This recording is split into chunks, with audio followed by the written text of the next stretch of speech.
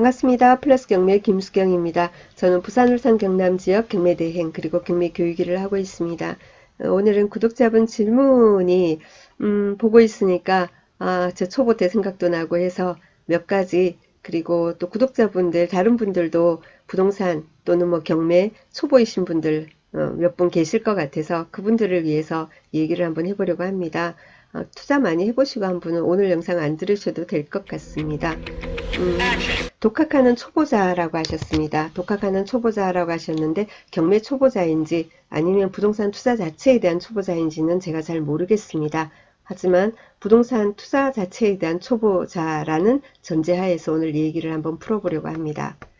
책만 보다가 말이 어려워가지고 그러니까 책을 보는데 혼자 이해가 잘 안 돼서 뭐 여러 영상을 접하면서 공부를 하고 계신데 막상 또 혼자서 해보려고 하면은 분석이 잘 안 된다고 하십니다.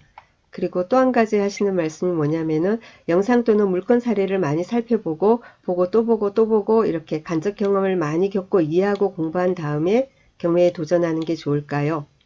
했습니다. 질문이 두 가지다. 그래서 간단한 아주 쉬운 것부터 권리분석 아주 간단한 것부터 바로 해서 경매에 도전해 볼까요? 아니면 공부를 좀 더 많이 하고 할까요? 그 말이고 공부하는 게 굉장히 어렵습니다 라는 건데요. 그래요.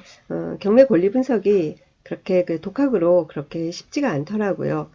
저 같은 경우에도 저는 20몇 살에 그냥 우연히 이제 아버지 그냥 한번 해봐라 해서 권해가지고 공인중개사를 따놓고요. 20몇 안 썼었어요. 계속 저는 직업이 다른 직업이었기 때문에 그러다가 이제 나이 들어가면서 제가 직업을 이제 이렇게 전직을 하게 됩니다. 전직을 하면서 공인중개사를 이제 내가 해볼까 하는데 제가 성격이 그렇게 막 이렇게 활달한 성격이 못 돼요. 약간 낯도 가리고 그래서 중개 쪽은 조금 내 성격에 조금 어렵지 않나 너무 지나치게 원칙주의자고 좀 그래서 그렇게 잘 못할 것 같다는 생각이 들었어요. 중개 같은 경우에는 양쪽 조율을 잘 해야 되잖아요.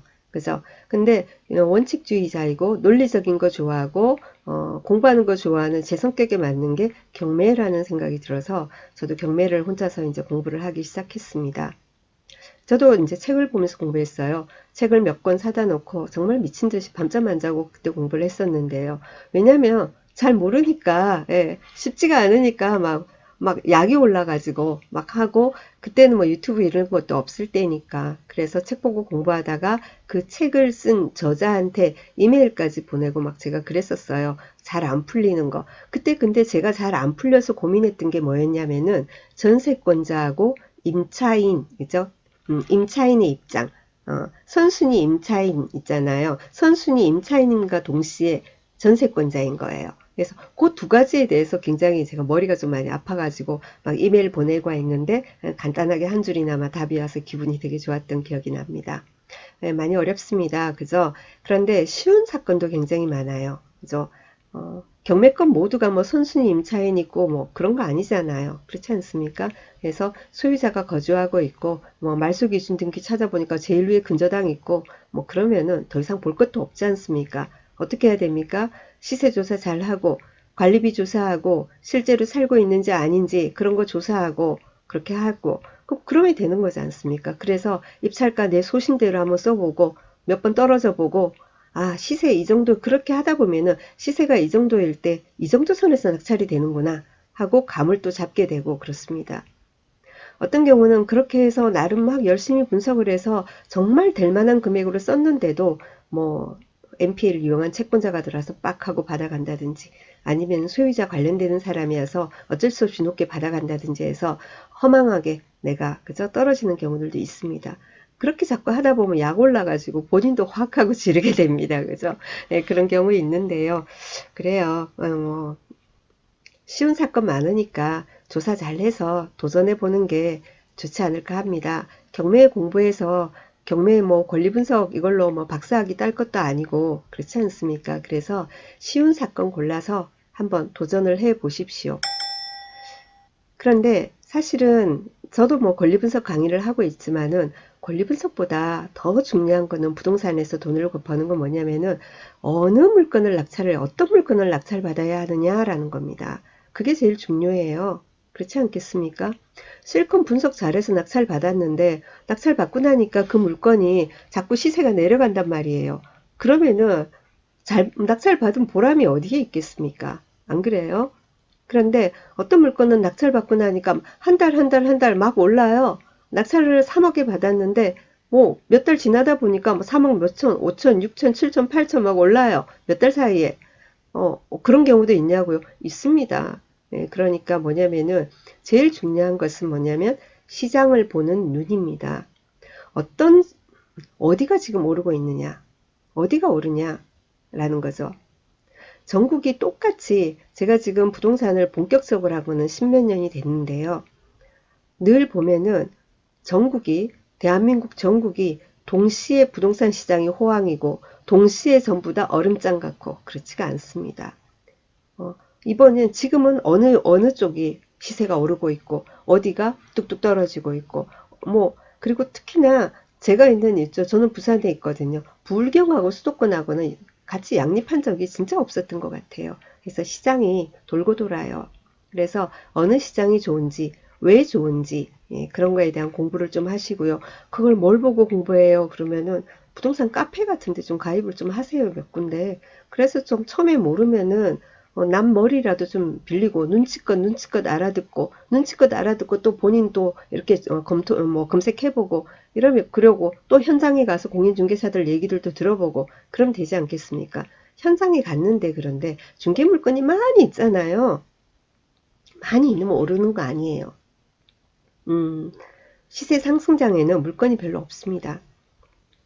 음, 여러분이 그 시세 가장 바닥에서 물건을 사서 아주 올랐을 때 뭐 팔 수 있으리라는 기대는 누구도 안 하지 않습니까? 그래서 어느 정도 이렇게 반등을 했을 때 들어가는 게 좋습니다. 근데 이렇게 반등을 하고 있을 때 살짝 반등했을 때는 금매는 사라지고 일반 물건은 있어요. 근데 그 일반 물건 중에서도 잘 얘기를 해보면 금매를 여러분이 찾아낼 수 있습니다. 금매를 어떻게 찾아요? 소장이 금매에 뭐 물은 없다 하던데요. 어떻게 하면 금매를 찾을 수 있을지를 여러분이 고민을 한번 해보세요. 저는 알아요. 근데 그 얘기를 제가 여기서 다 할 수가 없어요. 저도 밥 먹고 살아야 될 거 아니에요. 예, 권리 분석 그런 건 해드려도 제 나름대로 어떤 뭐 그런 노하우까지는 다 털라고는 하지는 마세요. 그래서 잘 방법을 머리를 쓰면은 여러분이 금매를 찾아낼 수 있습니다. 그래서 그 금매도 찾고 만약에 금매가 없으면은 경매로 진입을 해야 되는 거죠. 금매 아무리 찾아도 없는데 금매라는 거는 뭐죠? 처음부터 가격을 보고 금매를 하는 게 아니고 파는 사람의 상황이 급한 게 금매입니다. 그걸 이용을 하시면 여러분이 조정을 할 수 있습니다. 간단하게 그 정도만 말씀을 드릴게요. 자, 그래서 그런 금매가 없다 그러면은 경매로는 있는지 아니면은 공매로는 있는지 이런 식으로 해서 해가지고는 경매든 공매든 도전을 해봐야 되겠죠. 그죠? 예, 그래서 가장 중요한 것은 시장을 보는 눈, 그죠? 시장을 보는 눈. 내가 뭔가 하려고 하는, 내가 투자하려고 하는 이 아파트가, 이 물건이 앞으로 시세가 오를 건가? 그리고는 또 권리 분석 내가 잘못해 실수하면 안 되니까 그것도 약간 공부도 하시고 그죠? 예, 그렇게 이제 양립을 해가면서 해나가야 되지 않을까라는 생각이 듭니다. 모든 공부 다 하고 뭐 할 그죠? 그래도 이제 경매 공부를 그러면 어디까지 해야 됩니까? 라는 부분에 부닥치게 되는데요. 음, 처음에는 일반적인 어떤 물건 하다가 조금 까다롭다 그러고 경매 사고가 나는 것은 어디서 납니까? 선순위 임차인 부분에서 납니다. 네, 그 부분에 대한 이해를 네, 거기까지 공부를 하셔야 되겠죠. 거기까지 공부를 하기 위해서는 주택임대차보호법에 대해서 여러분이 잘 아셔야 되겠죠. 그죠? 예, 그런 공부도 좀 하시고 그리고 나서 나중에 세월이 지난 다음에 자본금이 좀 많이 생겼을 때 그리고 또 권리 분석 공부하는 게 굉장히 좀 익숙돼서 법적인 어떤 용어 같은 데도 내가 좀 편안해졌을 때, 그럴 때는 법정지상권이라든가 유치권이라든가, 그죠? 이런 부분에 대해서도 좀 고민을 해보시면은 좋은 방법이 보일 겁니다. 특히 이제 뭐 유치권 말고, 유치권은 거의 성립 안 한 게 많으니까 법정지상권 같은 경우에는 사실은 성립하건 성립 안 하건 그 입장을 이용해서 수익을 내는 방법이 여러 가지가 있습니다. 네, 그래서 그거는 그 이후에 할 부분이니까 지금은 우선은 말소 기준 권리, 그죠? 그 정도는 알아야 되고, 배당에 대해서 좀 알아야 될 것이고, 그러면은 임대차 보호법을 알아야 될 것이고, 특히 임차인 중에서 선순위 임차인, 선순위 전세권, 그죠? 전세권자에 대해서 그 정도까지만 공부를 좀 하고 나면은 특별히 머리 아플 일은 별로 없을 것 같습니다. 그렇게 해서 오르는 시장 쪽에 들어가서 물건을 낙찰받아서 매도를 하고, 그러면 처음에 내 수익이 돈이 얼마 없단 말이에요. 종잣돈이. 그러면은 종잣돈이 얼마 없을수록 단타를 하셔야 돼요. 얼마 없는 돈 가지고 묶이면 안 됩니다. 그래서 단타를 해서 내 돈을 불려나가고 불려나가고 불려나가고, 그래서 어느 정도 내 종잣돈이 좀 이렇게 커지고 나면은 두 가지를 다 할 수 있어요. 단타도 할 수도 있고, 어떤 물건은 보니까 이 낙찰을 받았는데 대출 플러스 뭐 월세 보증금 이 정도로 하니까 내 돈이 거의 묶이지 않을 것이고, 그리고 요거는 조금 홀딩하고 있으면 수익이 더 날 것 같다, 더 많이 오를 것 같다, 팔기 너무 아깝다, 그런 물건이 있으면은 장기 투자도 가고 양립을 할 수도 있겠죠. 예, 그렇게 할 수도 있고, 어떤 물건은 어떤 분들은 돈을 이렇게 한 2, 3억을 이제 나중에 굴려서 2, 3억을 만들고 나서 그 돈을 가지고 자그마한 꼬마 건물 같은 거, 그런 거를 할 수도 있을 것이고요. 저희 교육생 작년 11월 달에 저한테 와서 다가구 원룸 건물 거제도에 2개, 울산에 1개, 그리고 뭐 부산에 아파트 하나, 이렇게 4개를 낙찰받은 분이 계십니다. 최근에. 그래서 하나 같은 경우는 지금 이제 거제도 옥포에 있는 상가 건물 같은 경우에는 지금 그 뭐 2, 3층이 상가고 4, 5, 6층이 이제 3룸이에요. 3룸이에요. 제가 며칠 전에 갔다 왔어요. 그래서 몇 천만 원 들여서 싹 도배장판 다 하고 뭐 하고 해가지고 지금 그 뭐 상가 부분도 마찬가지고, 그래서 임차인이 한 3분의 1 정도 지금 벌써 들어와 있는 상태고, 계속해서 지금 앞으로 이제 차겠죠. 네. 그렇게 하니까 수익률 계산하니까 20 몇 퍼센트? 그리고 또 능포 쪽에 하나 있는데 그것도 뭐 한 28% 계산 나온다고 했는데 제가 자세히는 안 들었습니다. 대부분 뭐 다가구 원룸 건물 하면은 요즘 그런 게 되나요? 거제도에 그런 게 돼요? 막 이런 생각하는데, 예, 그게 그렇지가 않아요. 부딪혀 보지도 않고 해보지도 않고 알아보지도 않고 무조건 부정적인 생각을 가지면 아무것도 될 수가 없습니다. 아이고, 이런 얘기 해가지고 우리 또 입찰 들어가야 되는데 경쟁률만 높아지는 게 아닌지 모르겠습니다. 여튼 그렇습니다. 그래서 우리가 궁극적으로 우리가 이런 어떤 투자를 하는 이유는 노후에 이제 언젠가 우리가 그저 현업에서 이제 은퇴를 합니다. 저도 50대고 곧 그렇게 되겠죠. 이제 그랬을 때 안정적인 어떤 내 노후를 위해서 준비를 하기 위해서 이렇게 하는데, 그러기 위해서는 월세 세팅 이렇게 나중엔 돼야 되거든요. 그럼 거기까지 가기 위해서 아직까지 여러분이 이 영상을 보시는 분이 30대고 40대고 그러시다면은 30대, 40대, 50대 초중반 정도까지는 뭐냐면은 돈을 불려나가면서 나중을 대비하는, 그죠? 나중에 어떤 그 월세 수익이 제대로 날 수 있는 그런 물건을 잡는 그 기반을 닦는데, 예, 여러분이 주력을 하면 될 것 같습니다. 월세 수익이란 게 꼭 다가구 원룸 건물만 있는 게 아니고, 예를 들면 토지를 가지고 있어도 토지를 빌려주고도 돈을 빌릴 수도 있는 거고, 뭐 토지에 예를 들면 창고 같은 거, 그죠? 이런 걸 해가지고 창고를 빌려주고 또 월세를 받을 수도 있는 거고, 다양한 방법이 있습니다. 네, 그러니까 그때까지는, 그래서 여러분이 이제 아파트 같은 거 이런 거 오르는 지역에, 특히 오르는 지역의 아파트를 낙찰받아서, 그래서 입찰해서 낙찰받을 때 조금 저렴하게 하죠. 그 다음에 좀 오르지 않습니까? 그런 걸 물건을 매도를 하는 거예요. 시세 상승장에 있는 물건을 해야지 시세도 오르고 팔기도 쉬운 거예요. 시세가 내리는 지역 같은데 내가 낙찰받으면 뭐 하겠습니까? 시세가 내릴 거란데 누가 그 집을 살려고 하겠어요. 그렇지 않습니까? 시세가 오르는 지역에, 선생님 그런 지역에 들어가면 경쟁률 너무 높아요 하는데요. 경쟁률 높아도 높은 이유가 뭡니까? 좋으니까 그런 거예요. 거기에 가서 내가 받아야지 수익이 나는 겁니다. 인기 없는 거, 아무도 하지도 않는 거, 그거 받아서 뭐 하시겠어요? 안 그래요?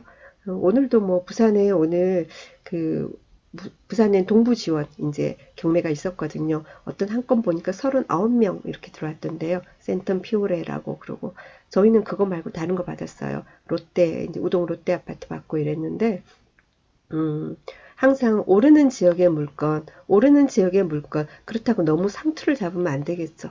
네, 그러니까 지금 반등해서 어느 정도까지 지금 올랐고 앞으로 어느 정도까지 오를 것이다 라는 확신을 가질 수 있어야 되겠죠. 그 확신을 가지려면 공부를 많이 해야 확신이 드는 겁니다.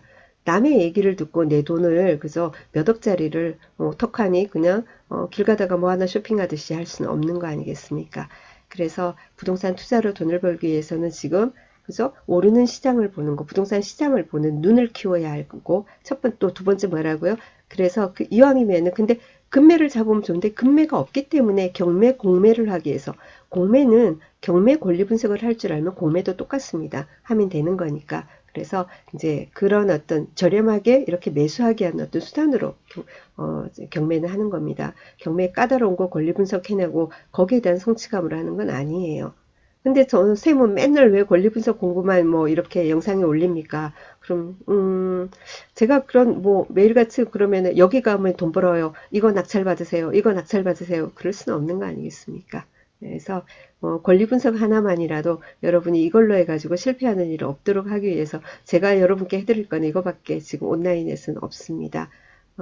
이제 개인적으로 만나는 사적인 자리에서는 어디가 좋은 것 같아. 어디가 어느 시장을 보니까 이러네. 지금 이런 뭐 수요가 어떻고 공급이 어떻고 지금 어떤 그게 있고 그쪽으로 어떤 호재가 있어서 좋은 것 같더라. 그 정도 같으면 괜찮다. 뭐 이런 얘기도 하지만 온라인에서 그런 얘기 하기에는 조금 제 입장이 그렇습니다.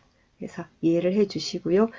베르너 슈라이어님 질문에 조금 답변이 됐는지 모르겠습니다. 자, 오늘 두서없는 이야기 끝까지 들어주셔서 대단히 감사합니다. 말을 원래 잘 못해요. 하고 싶은 말은 되게 많은데, 네, 그렇습니다. 즐거운 하루 보내시고요. 다음 시간 또 뵙겠습니다. 감사합니다.